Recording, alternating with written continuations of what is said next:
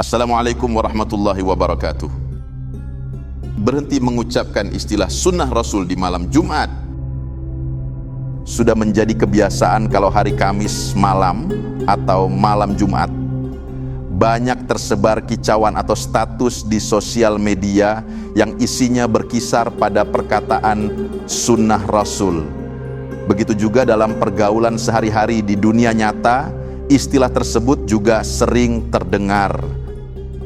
Menurut mereka, istilah sunnah Rasul yang populer di malam Jumat adalah penghalusan dari hubungan suami istri atau making love atau ML. Bagi mereka yang muslim, dalam mengucapkan istilah itu bisa jadi karena ingin menutupi sesuatu yang dianggap vulgar, tabu baginya bila disampaikan dalam ruang publik. Tapi akibatnya fatal karena telah menyempitkan arti dari sumber hukum kedua setelah Al-Quran menjadi hanya sebuah aktivitas seks belaka. Sedangkan bagi mereka yang berhati fasik dijangkiti penyakit Islamofobia, dalam mengucapkan istilah itu bisa jadi hanya ingin mengolok-olok karena baginya ajaran Islam identik dengan urusan seks belaka, sehingga tidak segan-segan menuduh dan melecehkan Rasulullah Sallallahu Alaihi Wasallam yang katanya doyan kawin dan pedofilia. Dari mana asalnya muncul istilah sunnah Rasul yang diidentikan dengan aktivitas ML? Semuanya berawal dari hadis ini. Barang siapa melakukan hubungan suami istri di malam Jumat, Kamis malam, maka pahalanya sama dengan membunuh 100 Yahudi. Dalam hadits yang lain ada disebutkan sama dengan membunuh 1000. Ada juga yang menyebut 7.000 orang Yahudi. Sebenarnya bagaimana derajat hadits tersebut? Apakah syahih, dhaif atau palsu? Kalimat tersebut tidak mempunyai sanad atau bersambung ke sahabat, apalagi ke Rasulullah Sallallahu Alaihi Wasallam, yang akhirnya pada satu kesimpulan bahwa hadits sunnah Rasul di atas adalah sama sekali bukan hadits. Itu hadits palsu yang telah dikarang oleh orang iseng, orang tidak jelas dan tidak bertanggung jawab yang mengatasnamakan Rasulullah Sallallahu Alaihi Wasallam. Bahkan kita tidak akan menemukan satupun hadis Rasulullah Sallallahu Alaihi Wasallam tentang berhubungan suami istri pada malam-malam tertentu, termasuk malam Jumat. Hukum pernikahan dalam Islam itu bisa wajib, bisa sunnah, bahkan bisa haram, bisa makruh atau bisa mubah, yang semuanya itu tergantung kondisi atau latar belakang dalam pernikahan tersebut. Sedangkan dalam soal berhubungan badan atau jima, yang salah adalah pasangan suami istri tersebut mengkhususkan malam Jumat untuk berhubungan badan dengan niat untuk mengamalkan hadis palsu di atas dan bersemangat membunuh ribuan Yahudi. Kalau mau berhubungan badan dengan pasangan sahmu, jangan mengkhususkan hari-hari. Kemudian lebih baik itu diniatkan sebagai ibadah sehingga diawali dan diakhiri dengan doa. Berhubungan badan dengan pasangan sah adalah merupakan ibadah seperti sabda Rasulullah Sallallahu Alaihi Wasallam. Dalam kemaluanmu itu ada sedekah. Sahabat lalu bertanya, wahai Rasulullah, apakah kita mendapat pahala dengan menggauli istri kita? Rasulullah menjawab, bukankah jika kalian menyalurkan nafsu di jalan yang haram akan berdosa?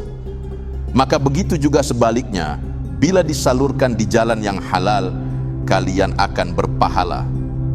Hadis riwayat Bukhari, Abu Dawud dan Ibnu Khuzaimah. Di Indonesia sangat subur akan hadis-hadis palsu dan dhaif atau lemah yang beredar dan bermaksud untuk menyesatkan dan membodoh-bodohi umat.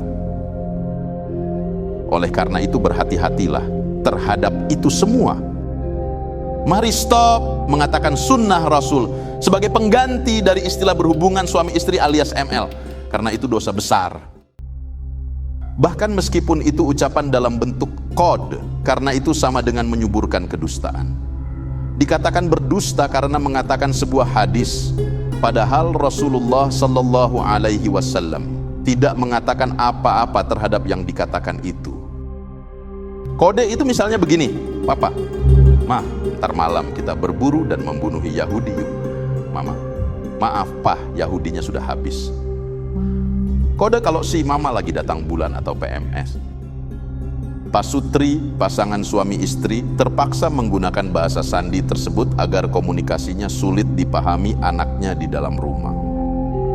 Bercanda seperti ini hanya akan menumbuh suburkan kedustaan hadits tersebut. Itu pun akan dituntut di akhirat kelak. Maka silakan cari kode atau bahan candaan yang lebih bermutu. Lantas, apakah sebenarnya sunnah Rasul itu? Definisi yang benar tentang sunnah Rasul dalam Islam mengacu kepada sikap, perilaku, tindakan, ucapan dan cara Nabi Muhammad SAW menjalani hidupnya. Sunnah merupakan sumber hukum kedua dalam Islam setelah Al-Quran. Narasi atau informasi yang disampaikan oleh para sahabat tentang sikap, tindakan, ucapan dan cara Rasulullah disebut sebagai hadits. Sedangkan sunnah yang diperintahkan oleh Allah disebut sunnatullah. Keseharian dan perilaku Rasulullah SAW merupakan gambaran kesempurnaan utuh seorang manusia.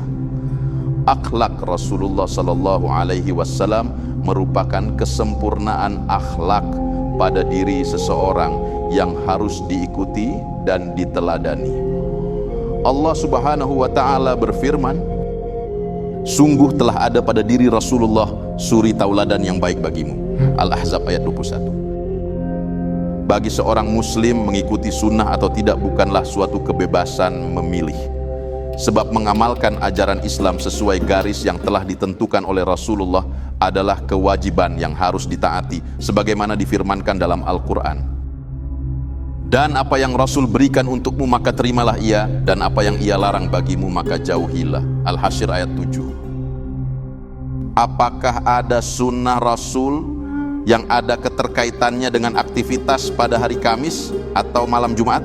Jawabannya, ada. Memperbanyak membaca salawat. Rasulullah sallallahu alaihi wasallam bersabda, perbanyaklah salawat kepadaku pada hari Jumat dan malam Jumat. Barang siapa yang bersalawat kepadaku 1 kali, niscaya Allah bersalawat kepadanya 10 kali. Hadis riwayat Al-Baihaqi. Membaca Al-Quran khususnya surat Al-Kahfi, Rasulullah sallallahu alaihi wasallam bersabda, barang siapa membaca surat Al-Kahfi pada hari Jumat akan diberikan cahaya baginya di antara 2 Jumat. Hadis riwayat Al-Hakim. Jadi kalau bicara sunnah Rasul di hari Jumat dan malam Jumat, ya silakan kaitkan dengan aktivitas yang disebutkan di atas, jangan dikaitkan dengan nge-seks atau ML. Bagi pasutri, kalau mau ML bisa kapan saja, tidak ada hari istimewa. Mari menjaga, memelihara dan mengamalkan sunnah-sunnah Rasulullah sallallahu alaihi wasallam yang selama ini menjadi hukum syariat kedua setelah Al-Quran. Akhir kata saya ucapkan terima kasih. Semoga ini dapat memberikan ilmu dan manfaat bagi kita semua. Assalamualaikum warahmatullahi wabarakatuh.